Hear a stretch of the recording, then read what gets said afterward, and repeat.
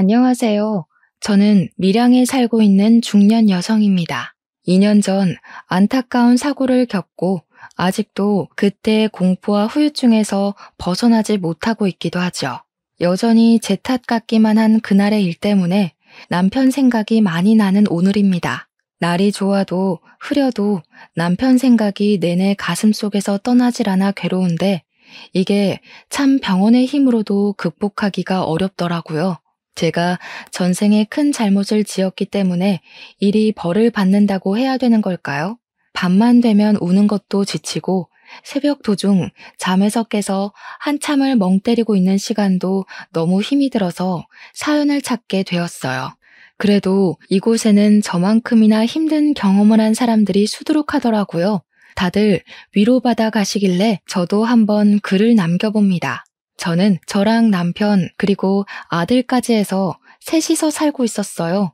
그리 유복한 집이 아니었지만 유복한 집 못지않게 아주 행복하게 살았습니다. 특히 제 남편은 남편으로서 또는 아빠로서 늘 진심을 다하는 사람이었어요. 집안의 가장이 똑바른 사람이었기에 우리 집은 큰 갈등 없는 가정이었습니다. 아들도 올곧게 커주었죠.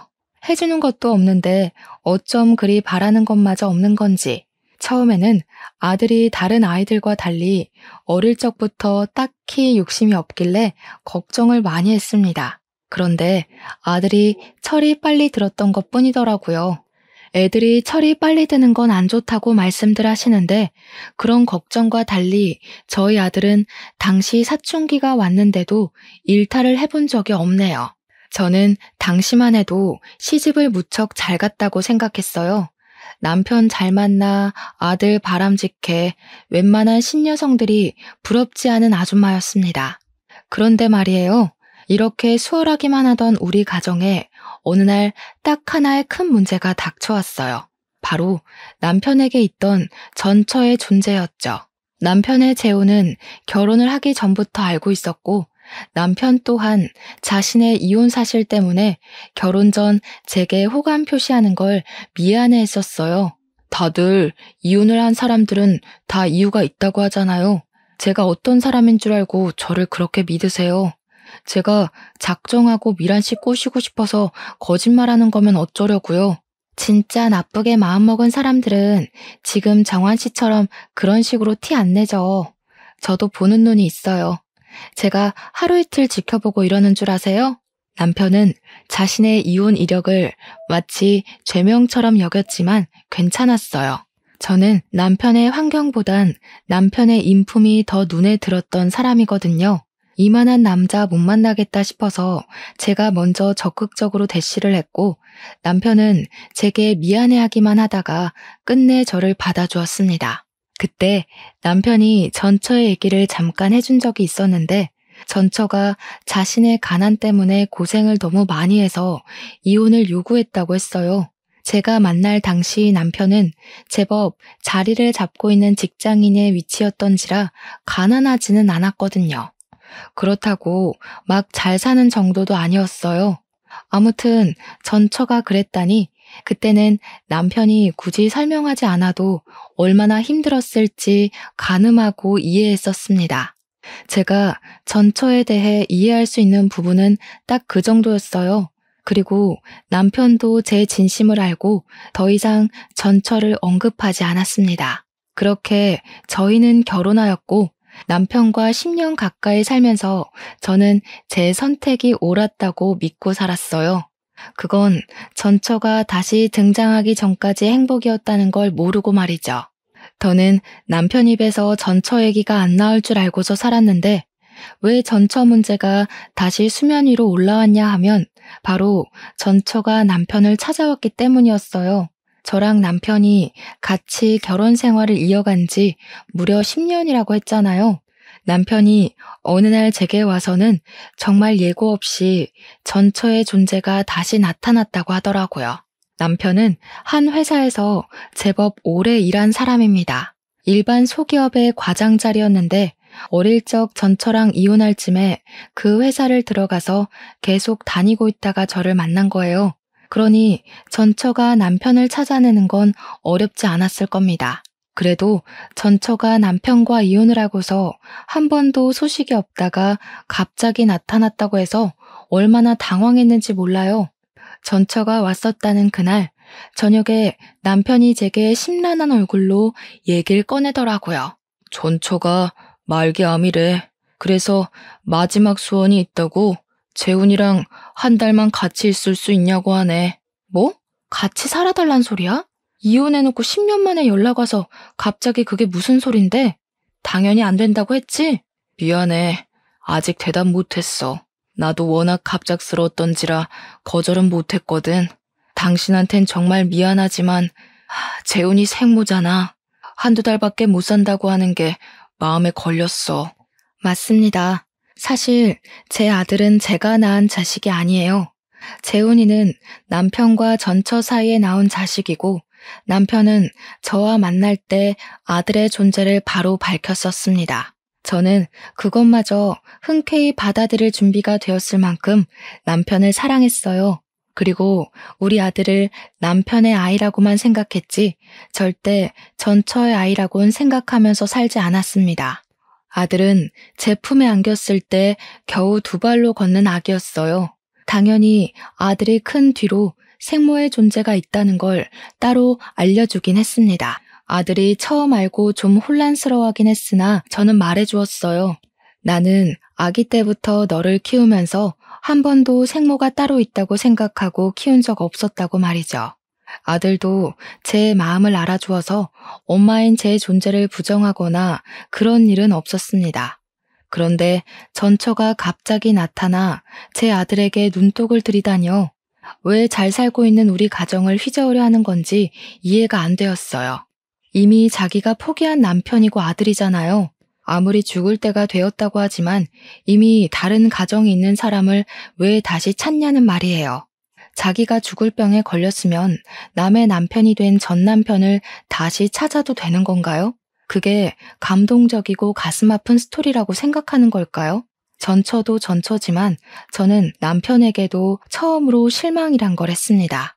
남편이 전처가 무슨 부탁을 했든 확실하게 거절만 했어도 저희 집안 공기가 바뀌진 않았을 거예요.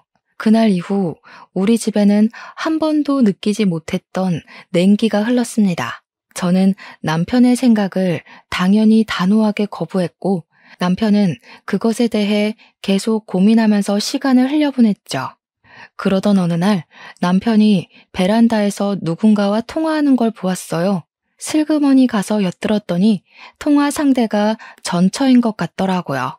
그럼 입원 안 하고 그냥 집에서 보내려는 거야? 그러다 갑자기 큰일 나면 어쩌려고?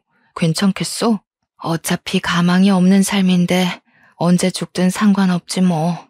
차라리 빨리 죽어버렸으면 좋겠다는 생각도 해. 너무 아플 때면 스스로 목숨도 끊고 싶더라. 그런 생각하면 안 되지. 할 수 있는 데까지는 버텨야 돼. 기다려봐. 내가 어떻게든 아내 설득해 볼게. 우리 와이프 그렇게 나쁜 사람 아니라서 당신 입장 이해해 줄 거야. 남편이 저를 잘 모르는 부분도 있었나 봅니다. 그럴 수밖에요. 10년 넘게 살아오면서 저 또한 남편에게 이럴 수 있는 여자라는 걸 처음 알았거든요. 저는 둘의 통화를 참지 못하고 베란다로 들어갔습니다. 남편의 휴대폰을 빼앗아 제가 받았어요. 저희 남편이 저를 잘 모르는 것 같아서 대신 말씀드릴게요. 말기암이라는 건 정말 유감입니다. 그런데 제 아들은 안 돼요. 가족이란 건 이미 손 놓으셨으면 그걸로 끝이라고 생각해요. 이렇게 다시 찾아서 남의 가정 뒤흔들어 놓을 거였으면 이혼을 하지 말았어야죠. 여보, 이리 내. 지금 그런 상황 아니야. 들어가서 설명할 테니까 휴대폰 이리 줘. 말기암이면 남의 가정이 파탄 나든 말든 그렇게 이기적이어도 되는 거예요? 아무리 죽기 전에 마지막 소원이라지만 기본적으로 윤리는 지켜야죠. 저는 그쪽 때문에 죽겠다고요. 남편은 결국 제게 큰 호통을 치면서 휴대폰을 강제로 앗아갔습니다. 그리곤 전처에게 다시 전화하겠다는 말을 하고서 끊었고 방으로 들어가 버렸어요. 속이 열불이 난다는 기분이 어떤 건지 그때 처음 느껴봤네요. 저희 집은 원래 큰 소리가 나는 집안이 아닌데 전처의 등장 이후로 번번이 큰 소리가 나니 아들도 깜짝깜짝 놀라는 것 같았어요. 아들은 저와 남편이 목청을 높일 때마다 불안했는지 한 번씩 방 밖을 나와서 눈치를 보더라고요. 이렇게 시간만 보내다간 뭐 하나 해결되는 거 없이 가족 관계가 망가져 버릴 것 같았어요. 계속 이렇게 날짜만 보낼 수는 없었어요. 그 망할 전처의 존재 때문에 저희 집이 이렇게나 흔들려야 하는 걸 두고 보기가 힘들었습니다. 남편도 전처에게 시간이 얼마 없으니 초조해지는지 더 예민하게 행동하더라고요. 우리는 결국 아들의 뜻에 따르기로 했습니다. 아들에게 이 커다란 문제를 떠안기기 미안했지만 어쨌든 전처에게 가야 할 사람은 아들이니까 아들의 생각이 중요했어요. 처음 아들에게 물었을 때 아들은 저를 생각해 주는 건지 남편의 제안을 거절했습니다. 그런데 그럼 통화만 해달라는 전처의 부탁을 남편이 또 거절 못하고 안고 와서는 그날 아들과 전처가 처음으로 통화를 하게 되었어요. 그것도 제가 있는 앞에서 말이죠. 이름이 재훈이라고 그랬니? 엄마는 네 이름을 상열이라고 지었었는데 바꿨구나. 아직 우리 아들이 엄마는 많이 낯설 거야. 엄마가 너를 두고 떠날 수밖에 없었던 건 정말 미안해. 아들 입장에선 엄마를 용서할 수 없겠지만 그래도 기회 한번 주면 안 되겠니? 엄마가 다른 건 안 바라고 죽기 전에 아들 얼굴 한 번만 보고 싶어서 그래. 착한 우리 아들은 생모의 절절한 부탁에 결국 마음이 약해서 거절을 하지 못했고 우리와 상의 없이 이미 전처에게 알겠다고 약속을 해버렸더군요. 생모는 남편처럼 재혼도 안 하고 혼자 계속 살았고 변변한 직장도 없이 기초 수급자로 계속 지내온 듯 했습니다. 저희 아들에게 그런 점을 더 어필했어요. 다른 건 모르겠고 자꾸 제 아들에게 엄마 거리는 게 무척 거슬리더군요. 그래서 또 한 번 휴대폰을 빼앗아 전처에게 따지고 싶었지만 아들의 선택이니 참을 수밖에 없었습니다. 아들은 통화를 끊고 나서 제게 미안하다고 눈물을 보였어요. 가슴이 아팠습니다. 이게 어디 아들 잘못인가요? 전처에게 정을 떼지 못하고 있었던 남편의 어리석은 판단 때문이지. 결국 저는 저 나름대로 속이 미어 터졌지만 우리 아들을 전처 품에 한 달 동안 보내주기로 결정을 내렸습니다. 남편이 아들을 싣고 전처에게 데려다 주려는 첫날 제가 얼마나 많이 울었는지 모릅니다. 마치 남편과 아들을 빼앗기는 기분을 느꼈거든요. 그렇게 아들 없이 한 달을 살아야 했던 기간 동안에 제 세상은 거의 구천이나 다름없었어요. 하루가 1년처럼 길기만 했습니다. 제가 시름시름 앓으며 점차 기운을 잃어가니 남편이 제 걱정이 되긴 했나 보더라고요. 매일 아들을 찾아가서는 저한테 아들 사진 보여주고 잘 있다고 계속 안심시켜 주었습니다. 남편은 일부러 저를 위해 전처가 걸려있는 사진은 보여주지 않으려고 했었어요. 하지만 제 머리엔 남편과 전처와 아들이 함께 있는 모습이 자꾸 그려졌고 분명 다 내 가족들인데 제가 마치 불청객이 된 것 같은 느낌을 계속 받았습니다. 그래서 그때마다 제 목소리는 자꾸 뾰족하게 흘러나갔죠. 어쩌라고? 나한테 자랑하는 거야? 지금 당신이랑 아들이 누구를 더 원하는지 그걸 보여주고 싶은 거야? 그런 게 아니잖아. 재훈이는 계속 너 보고 싶다고 해. 우리가 아무리 전처 사정 봐주고 있다고 하지만 내 아내는 너고 재훈이 엄마도 너야. 네가 안 불안해했으면 좋겠기에 나도 최대한 노력하고 있는 건데 왜 몰라줘? 솔직히 힘들잖아. 나는 아직도 말이 안 된다고 생각해. 어느 집 사람이 전처 죽을 때 됐다고 남편 갖다 바치고 아들 갖다 바치고 하겠어. 남편은 저 위로되라고 노력하는 거겠지만 남편이 노력하면 할수록 저는 더더욱 남편의 재혼녀밖에 안 된다는 인식만 커갔어요. 밤새 몰래 우는 것도 지쳐가며 보낸 시간이 어느덧 한 달째가 되던 날, 그 하루 전날이었습니다. 남편은 어김없이 아들에게 방문을 했고 그날은 작별하기 하루 전이라 전처랑 마지막 저녁 식사를 같이 해주기로 했다네요. 전처도 더 이상 아들 안 찾겠대. 내일 입원한다고 하더라고. 병원에 데려다 주기로 했어. 그동안 내 사정 이해해줘서 고마워.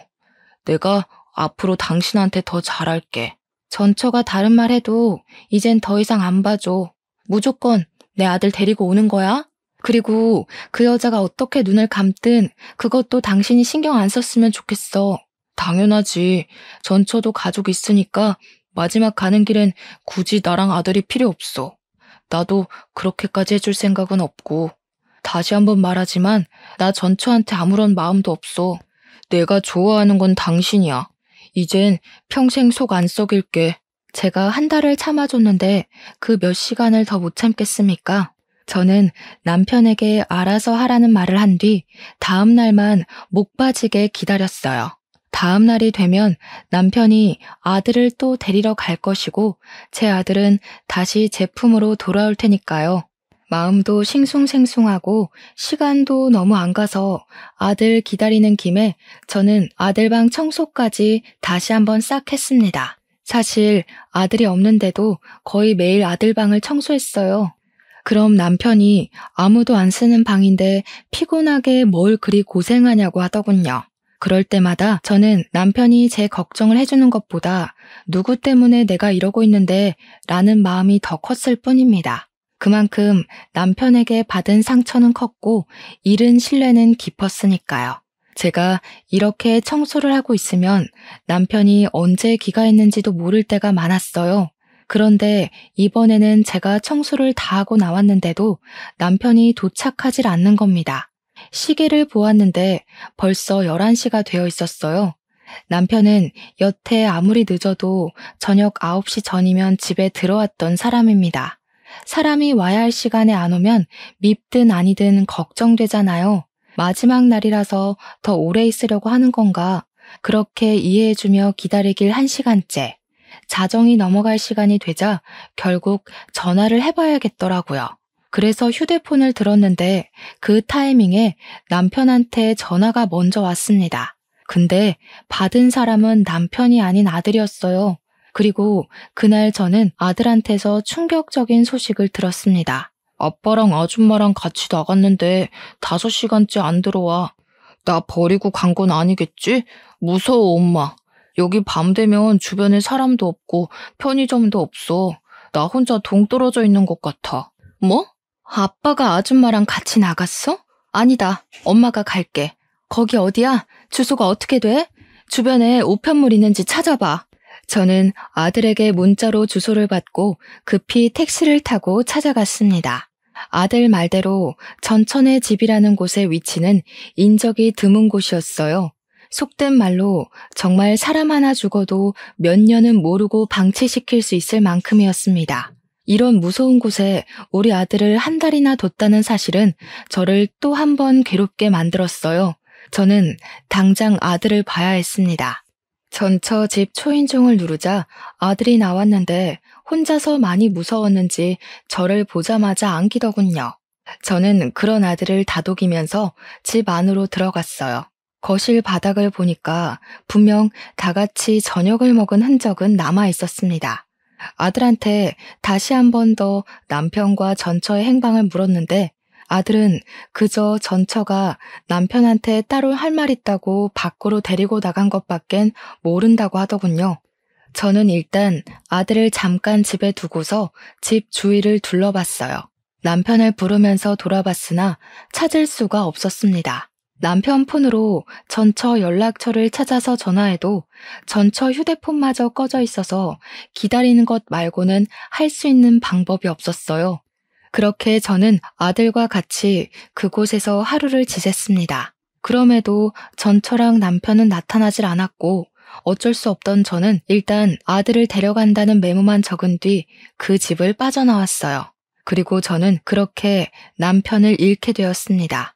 며칠째 연락도 없고 돌아오지도 않길래 남편을 실종 신고까지 해야 했네요. 당최 이게 무슨 일인지 어안이 벙벙했어요. 남편이 이렇게 사라진 것이 혹시 그 말기암 전처에게 마음이 흔들렸기 때문일까 그런 생각도 했습니다. 설마 둘이서 외국 병원으로 가버린 건가 싶기도 했고요. 하지만 그 생각들은 전처가 말기암이라는 전제가 있는 한 발생할 확률이 희박한 결론들이었어요. 곧 죽을 사람이 어떻게 도망을 친단 말입니까? 그만한 체력이 안 되잖아요. 그러나 만에 하나 정말로 둘이 다시 눈이 맞아서 달아난 거라면 믿고 싶지 않았지만 자꾸 생각나는 결론이 그런 쪽밖에 없었어요.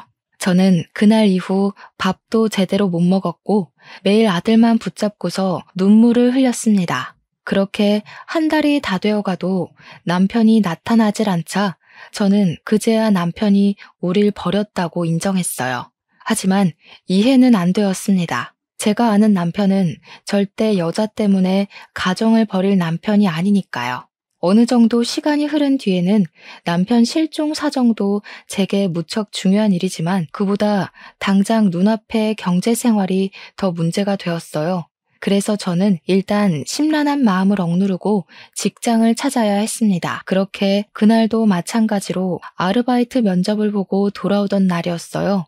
통장에 얼마 있는지 잔액을 확인한다고 잠깐 은행을 들렸는데 그곳에서 뜻밖의 인물을 만나게 되었는데요. 바로 남편의 전처였어요. 창구에 일을 보러 온 것 같더라고요. 옆에는 모르는 남자까지 끼고 있었습니다.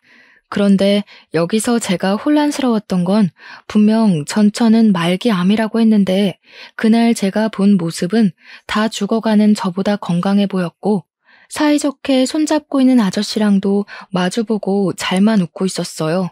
누가 저런 사람을 보고 말기암이라고 할까 싶을 정도의 멀쩡한 몸뚱어리였습니다. 이미 남편이 말했던 전처의 시한부 기한은 지난 상태였어요. 남편 말대로라면 전처는 이미 이 세상 사람이 아니어야 했다고요. 그런데 왜 살아있는 거지? 너무 혼란스러우면서도 전처랑 같이 있어야 할 제 남편의 존재가 궁금했습니다. 남편이 전처랑 같이 있다가 사라졌으니 제 눈앞에 나타난 전처처럼 남편도 나타나줘야 하는 거잖아요.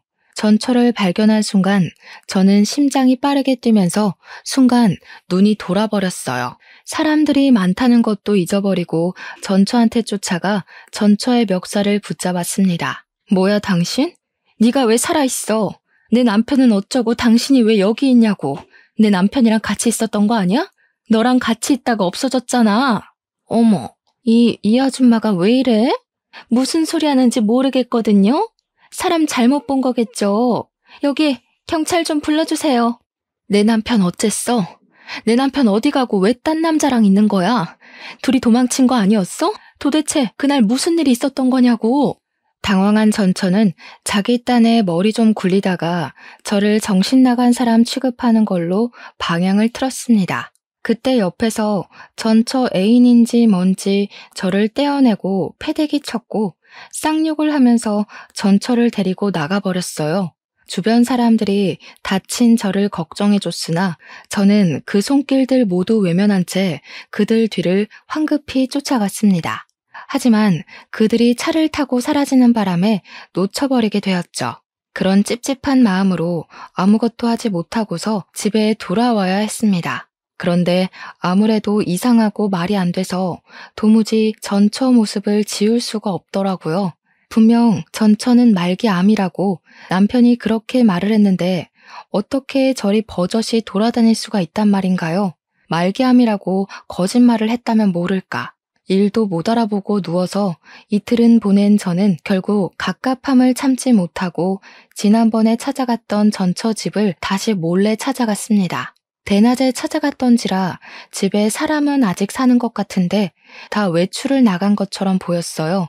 언제 돌아올지 몰랐는데도 저는 다시 한 번 더 두 눈으로 확인하고 싶었습니다. 인연이 만약 제 남편과 아들을 상대로 거짓말을 한 게 맞는다면 절대 그냥 넘어가지 않을 생각이었거든요. 그렇게 집 주위에 몇 시간을 은닉하고 있던 저는 집 주위로 숨어들었다가 저녁이 다 돼서야 전처의 모습을 확인할 수 있었습니다. 전처는 어김없이 그때 그 남자와 또 같이 나타났어요. 보아하니 남자랑 이 집에서 같이 동거를 하는 낌새더군요. 전처가 남자의 팔짱을 끼면서 집으로 들어가는데 제가 숨어있는 곳으로 그들이 하는 대화가 들렸어요. 들통나는 건 아니겠지? 아무래도 그 아줌마가 날 본 게 마음에 걸리네. 그 아줌마랑 저번에 통화했을 때 당신도 들어서 알잖아. 목소리만 들어도 얼마나 억측스러워? 보험심사만 통과하면 바로 여기 뜰 거라서 겁낼 필요 없어. 그 아줌마는 그냥 평생 제 남편 실종된 줄 알고 살 거야. 남편 없으면 아무것도 못하는 여자가 무슨 능력으로 알아내겠어? 우리는 그냥 입 다물고 호의호식하며 살면 돼. 저들이 무슨 대화를 하는 건지 구체적으로는 모르겠지만 일단 우리 남편한테 무슨 짓을 한 건 분명하단 확신이 들었어요. 남편이 실종된 걸로 알게 만들었다는 건 자기네들이 남편에게 무슨 짓을 했다는 거 아니겠습니까? 저는 울음을 참으면서 그들을 동영상으로 촬영했고 그날 바로 경찰서로 달려갔습니다. 얼마나 다리가 후들거렸는지 몰라요. 경찰서에 가서도 어디서부터 어떻게 말을 시작해야 할지 몰라서 그저 생각나는 대로 중구난방 얘기를 꺼냈어요. 제 남편이 실종 신고된 사람인데 이 사람들이 아무래도 무슨 짓 한 것 같다고 동영상을 보여줬고 여자가 내 남편의 전처라는 사실과 내 남편이 이 여자랑 있다가 실종된 거라고도 모두 얘기를 해주었습니다. 무엇보다 이 여자가 말기암이라고 했는데 멀쩡하게 돌아다니는 것 또한 빠짐없이 전달했죠. 경찰은 처음엔 제 얘기를 별일 아닌 실종 사건이라 생각하는 듯했죠. 그럼에도 민중의 지팡이이기 때문에 제가 뭐라고 하는지 경청은 하고 있었고 갈수록 상세해지는 제 진술을 곰곰이 생각하는 태도까지 보여주었습니다. 경찰 또한 뭔가 수상하긴 하다는 걸 느낀 것 같았어요. 특히 제가 보여준 동영상에서 전처랑 남자가 하는 대화를 듣고서 심각한 표정을 지었거든요. 다행히 경찰은 제 증거를 토대로 수사를 시작해 주었어요. 경찰에게 연락이 올 때까지 저는 아들에게조차 신경을 쓸 수가 없었습니다. 그저 제발 제 남편이 어딘가에서 무사히 살아있어만 주길 바라고 기도하기만 했어요. 그리고 며칠 뒤 제겐 또 하나의 충격 소식이 들려왔습니다. 전처 때문에 제 머릿속이 폭풍처럼 휘몰아치던 중 5일 뒤에 경찰한테 전화가 왔는데요. 경찰이 제 남편 이름을 묻더니 배우자 되는 사람이 맞냐고 묻더라고요. 남편을 찾은 것 같은 뉘앙스에 기뻐서 저는 곧장 그렇다고 대답을 했고 남편 신고도 부인인 내가 했다고까지 말했습니다. 그러자 경찰이 곧바로 목소리를 가라앉혔는데 느닷없이 제 남편이 이미 사망을 했다고 하는 겁니다. 그 순간 저는 심장이 멎는 줄 알았어요. 잘못 들었나 싶어서 뭐라고 그랬냐고 다시 물었고 확인 사살을 당했습니다. 이것만으로도 충분히 믿을 수 없는 충격을 받았는데 그 뒤 경찰이 다시 있는 말은 저를 주저앉게 만들었어요. 남편분이 김정환 씨잖아요. 그런데 윤민호 씨 성함으로 사망 신고가 됐어요. 그러니까 시신은 김정환 씨가 맞는데 신고 정보는 전부 윤민호 씨라는 거죠. 네? 도대체 무슨 말을 하시는 거예요? 아이고 세상에, 무슨 그런 소리가 다 있대? 다시 한번 설명해 주시겠어요?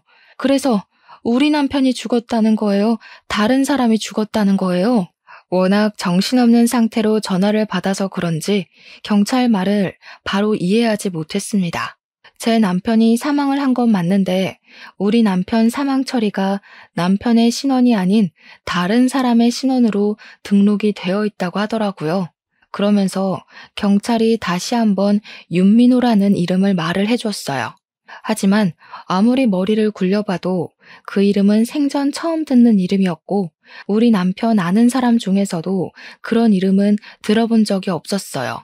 제가 전혀 모르는 기색을 표하자 경찰은 다른 이름을 하나 더 말해주면서 혹시 이건 아는 이름이냐고 물었는데요. 그때 돋은 소름이 아직도 기억이 납니다. 경찰은 제게 전처 이름을 언급했고 저는 흥분해서 그 사람이 바로 남편의 전처라고 얘기를 했어요. 그러니 경찰 쪽에서 오는 반응은 역시나라는 느낌이었습니다. 경찰은 한숨을 푹 쉬면서 아무래도 사망보험금 수령을 위한 보험살인 같다고 하더군요. 전처가 분명 말기암 환자라고 했는데 전처 앞으로 된 진단명 같은 건 전혀 조회되지 않았다고 하면서 말이죠. 살인이요? 지금 제 남편이 살인을 당했다는 거예요? 아니, 보험살인이 뭔데 그런 게 있어요. 우리 남편이 왜 그런 일에 연관이 되어 있는 건데요? 살인이라니. 일평생 저랑은 관계없을 것 같은 단어의 등장에 긴장이 덜컥 되었습니다. 대체 이게 뭔 난리인가 싶어서 일단은 경찰이 해주는 말을 부정했어요. 내 남편 사망 아니라고 뭐 잘못한 거 아니냐부터 내가 애초에 실종해서 신고를 했던 건데 뜬금없이 사망 소식을 전하는 게 말이냐고, 대체 이게 뭔 소리냐고 겁에 질려서 질문만 했어요. 하지만 경찰한테서는 제가 듣고 싶은 대답을 들을 순 없었고 오히려 반복적인 답과 더욱 깊은 내막만 알게 되었습니다. 전처는 저희 남편과 이혼을 하고 재혼을 했다고 했어요. 자기 재혼남이랑 짜고 재혼남에게 든 사망보험금을 타기 위해 의도적으로 제 남편에게 접근을 했던 거랍니다. 제 남편이 복숭아 알레르기가 있는데 그걸 알고 있던 전처가 술에다 복숭아즙을 타서 남편을 호흡곤란으로 죽음에 이르게 했고 죽은 제 남편을 재혼남으로 위장시켜 재혼남의 사망보험금을 타려고 했던 것이래요. 실제 재혼남 앞으로 사망보험이 너무 많이 들어있어서 이를 수상하게 여긴 보험회사가 조회를 하고 조사를 시작했고 사기라는 것이 발각되었다고 했습니다. 보험회사에서 온 연락이 마침 제 남편 사건을 조사하던 중에 신고가 들어와서 그들이 바로 경찰에 잡힐 수 있었다고 합니다. 그 전화 한 통으로 제가 간절히 바랬던 남편의 복귀는 이루어질 수 없는 허상이 되어버렸어요. 전화를 끊고 나서 저는 또 울음을 터뜨려 버렸습니다. 남편의 부고 소식은 저의 모든 걸 무너뜨렸지만 일단은 경찰서로 가야만 했어요. 그곳에서 저는 다시 전처를 보게 되었습니다. 그리고 전처와 같이 그 옆을 지키고 있는 사람은 다름 아닌 그때 그 은행에서 마주쳤던 아저씨였어요. 저들이 제 남편을 보험 타먹으려고 죽게 만들었다는 거잖아요. 경찰에게 듣기만 했을 때보다 직접 눈앞에서 그 욕망에 찌든 모습을 보니 제 분노는 이루 말할 수 없이 솟구쳤고 저는 아랑곳 없이 다짜고짜 달려가 전처 등짝을 패기 시작했어요. 당신들이 사람이야? 어떻게 내 남편을 그런 식으로 이용을 해? 한때 가족이었던 사람한테 어떻게 그럴 수가 있냐고. 내 남편은 네가 죽는다고 했을 때 아들 생모라고 안쓰러워하기까지 했는데 어떻게 그런 착한 사람한테 정신 나간 짓을 할 수가 있어? 전처는 제게 두들겨 맞는 것에 짜증내면서도 자기 재혼남한테 성질을 부렸습니다. 내가 이 아줌마 찝찝하다고 했지. 진작에 이 아줌마까지 손봤으면 걸리는 일 없었을 거 아니야. 대담한 짓까지 해놓고 왜 이런 실수를 대비 안 해? 네 탓이라고? 집 주소 들킨 게 누군데? 애초에 너네 집 노출 안 시키고 어디 다른 데로 애 불렀으면 이런 일까지 안 왔겠지. 둘은 서로 반성할 기미는 안 보이고 서로 제 남편 죽인 걸 등한시하고 있었습니다. 제 남편의 죽음이 이런 골빈 사람들 때문에 더더욱 가벼워지는 게 너무 싫었어요. 저는 오열을 하면서 바로 전처의 머리채를 잡고 흔들었습니다. 차라리 말기암 걸려서 죽어버리는 게 나았다고, 왜 살아서 나한테 이런 끔찍한 경험을 안겨주냐고 원망하였어요. 나 때는 그놈 쥐뿔도 없었다고. 전부인한테 이 정도는 해줄 수 있는 거잖아. 그놈 가난뱅이일 때 고생한 건 나야. 뒤치다거리 내가 다 해줘서 취직시켰던 거라고. 고생이란 고생은 내가 다 했는데 정작 보상을 당신이 받는 건 억울하지. 아무리 그래도 그렇지 어떻게 사람을 죽일 생각을 해? 네가 뭐라고 짓거리든 짐승만도 못한 짓 벌인 건 사실이야. 착한 사람 이용해서 죽여놓고 뻔뻔하게 변명하고 싶어? 남편이 날 버린 줄 알고 얼마나 원망했었는데 니까짓게 이런 짓을 벌인 줄도 모르고 나는 남편이 가는 순간에도 남편 욕만 했었다고. 우리가 뭘 잘못했다고 이런 지옥을 떠넘겨? 그런 남자 골라서 결혼한 건 그쪽 선택이잖아. 그쪽이 잘못 선택해서 이 꼴난 걸 왜 나한테 따져? 내 전남편 재혼녀가 그쪽 아니었어도 전남편은 이렇게 될 운명이었어. 당신이 거길 기어들어온 거잖아. 솔직히 당신도 돈 못 받을까봐 이렇게 난동 부리는 거 아니야? 남편이 전처의 처지를 얼마나 잘 이해해줬는데 어떻게 이런 저급한 발언을 할 수가 있는 건지. 이런 괴물 같은 사람이 같은 땅을 밟고 살아가고 있다는 게 믿기지가 않았어요. 저는 참지 못하고 전처의 뺨을 후려쳤습니다. 전처 재혼남은 전처랑 다퉈서 전처한테 기분이라도 상했나 보더라고요. 제가 전처의 뺨을 때리든 말든 신경 안 쓰는 거 있죠? 이 괴물 같은 년아, 너 같은 잡종들은 절대 깜빵에서 나오면 안 돼. 평생 깜빵에서 썩을 준비나 해야 될 거야. 감히 착한 내 남편을 죽이고 다시 바깥 놔둘 수 있을 것 같아? 네가 기어 나오면 내가 또 쳐넣을 거니까 평생 네가 뭘 잘못했는지 뼈저리게 느껴보라고. 제 남편은 정말 좋은 마음으로 전처의 마지막 길을 배웅해 주려고 했던 건데 왜 죽어서 돌아와야 했을까요?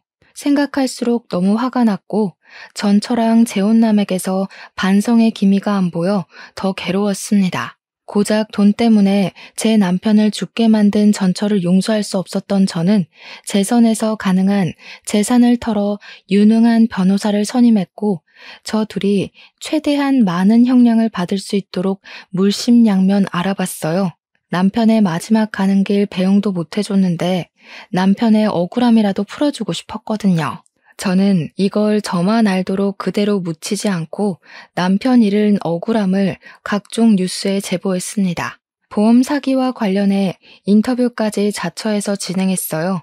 전처를 만나고 온 남편이 실종되어 결국 사망한 사건으로 많은 매스컴의 관심을 받게 되었죠. 방송국에서 그토록 많은 러브콜을 주어서 정신없는 시간을 좀 많이 보냈어요.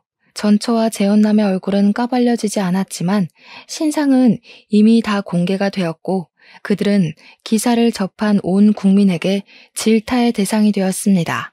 그렇게 산만한 시간을 보낸 뒤 저는 제 남편의 사망 신고도 남편 이름으로 다시 정정 신고를 했어요. 다른 사람 이름이 적힌 유골함도 남편의 이름을 찾아주어 제가 아는 납골 땅으로 이적해 안치해 두었습니다. 우리 불쌍한 남편, 가족들이랑 인사도 못하고 제 명이 아닌 시기에 운명을 달리하여 얼마나 한이 맺혀 있겠습니까? 장례식도 제 손으로 치러주지 못했는데 어떻게 착하게만 살았던 사람에게 이리도 불행하게 생을 마감시키는 건지 하늘이 원망스러웠어요.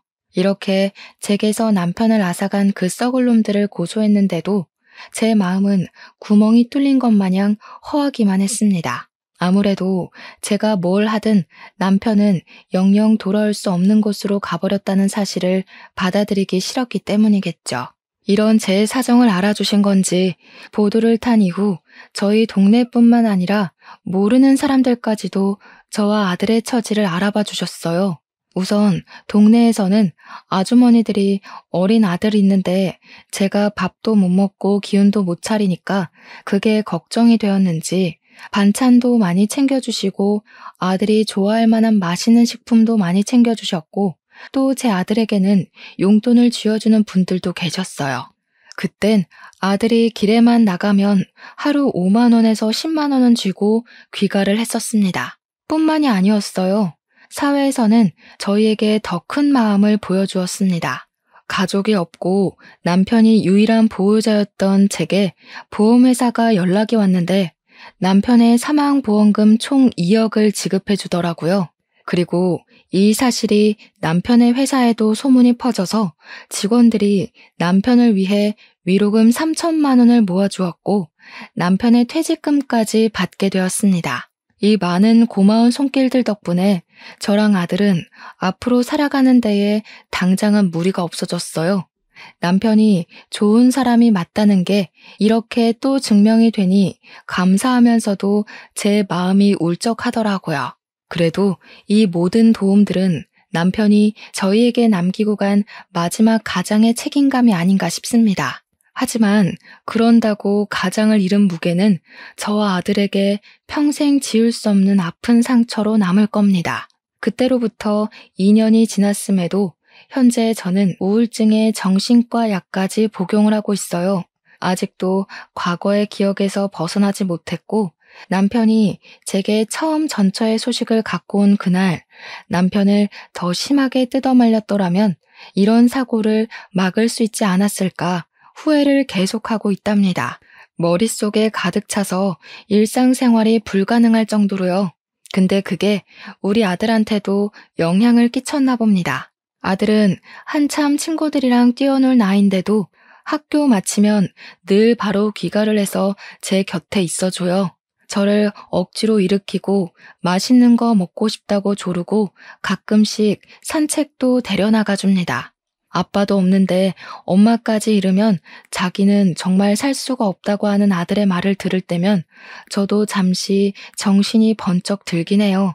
제가 차마 아들한테는 아빠가 그렇게 돌아가셨다는 말은 못 해줬고 사고로 눈을 감았다고만 알렸거든요. 그러니 아들이 아빠가 돌아가신 건 제 잘못이 아니라고 더 기운을 북돋아 주는 거 있죠. 그런데 아들도 한편으로는 아빠의 죽음이 자기 때문이라고 말할 때가 있는데요. 자신이 생모를 보러 가겠다고 결정하지 않았으면 아빠가 안 죽었을 거라고 생각하더라고요. 어린 나이에 얼마나 가슴 아픈 자책입니까? 저희는 이렇게 서로 번갈아 가면서 자책을 하며 살고 있어요. 무려 2년이나 지난 일인데 말이죠. 가족을 잃어본 사람들은 저희의 입장을 이해해 줄 거라 생각합니다. 그런 나쁜 놈들 때문에 착한 우리 남편이 희생되었는데 그걸 어떻게 잊겠어요? 어떻게 보내주겠습니까? 생각은 깊어지고 그럴수록 후회는 늘어가니 잠을 자기가 힘들어 수면제 없이는 밤을 보낼 수가 없을 지경까지 이르러 버렸네요. 그렇게 많은 사람들이 제 남편의 억울한 죽음을 알아주었는데도 저는 또 이렇게 남편의 죽음을 알리러 사연을 씁니다. 남편이 세상에서 잊히지 않았으면 좋겠고 이렇게 해서라도 한 맺혔을 우리 남편의 마음을 위로해주고 또 위로해주고 싶거든요. 이것만이 제가 남편을 위해서 할 수 있는 최선이지 않을까 싶습니다. 라디오의 목소리가 청취자분들에게 닿는 것처럼 저희 남편에게도 닿았으면 좋겠다는 마음으로 몇 마디 좀 올리고 싶어요. 한 번도 제 꿈에 찾아오지 않은 남편에게 내가 잘못했으니 제발 꿈에만 나타나 달라고 얼굴 한번 보고 제대로 작별 인사하자고 말하고 싶습니다. 남편에게 화를 냈던 모든 순간이 후회가 되지만 제 마음속 뿌리 깊게 박혀있는 후회는 다름 아닌 남편과의 마지막 통화인데요. 남편이 다음날 집에 돌아오면 앞으로 저 아들에게 잘하겠다는 그 말을 서운한 마음에 진심으로 받아주지 못했던 게 괴로울 정도로 마음에 걸려 있어요. 그게 남편과의 마지막인 줄 알았더라면 조금이라도 따뜻한 말 한마디 더 해줄 걸. 왜 내 그릇은 그리도 작아서 남편 가슴에 대못을 박았는지 남편에게 미안하다고 말해주고 싶고 죽을 때까지 당신의 존재를 잊지 않고 마음에 품고 살겠다고 혹시나 만나게 된다면 그렇게 용서를 빌고 싶습니다. 이 모든 삶이 그냥 긴 꿈이거나 누군가의 소설이면 얼마나 좋을까요? 세상에 신이 있다면 제가 죽기 직전 한 번이라도 제게 남편과 작별 인사를 제대로 할 시간을 주겠죠. 그날을 손꼽아 기다리면서 아들과 함께 이 고된 시간을 버티며 살아가도록 하겠습니다. 제 남편 이야기 들어주셔서 감사해요. 들어주신 청취자분들이 계셔서 오늘도 제 남편은 억울함을 해소했을 것 같습니다. 여러분들은 당장의 서운함 때문에 가족들을 등지지 마시고 조금 더 따뜻한 마음으로 보듬어주는 사람이 되시길 바랍니다.